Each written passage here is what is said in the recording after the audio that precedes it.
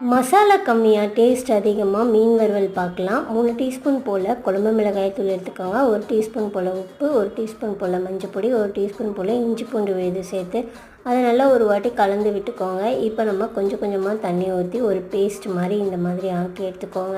இன்றைக்கி நான் சங்கரா மீன் தான் போட்டிருக்கேன். எந்த மீன் வாங்கினீங்கனாலும் இதே மெத்தடில் பண்ணுங்கள், டேஸ்ட்டாக சூப்பராக இருக்கும்.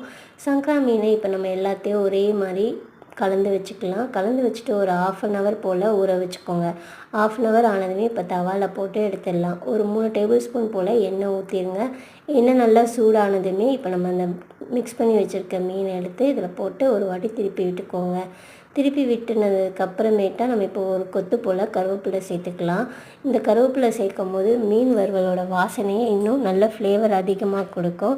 கண்டிப்பாக மிஸ் பண்ணாமல் அந்த கருவேப்பிலையை சேர்த்துக்கோங்க. 2-3 வாட்டி போல் திருப்பி விட்டிங்கனாலே போதும், நம்மளோட மீன் வறுவல் ரெடி.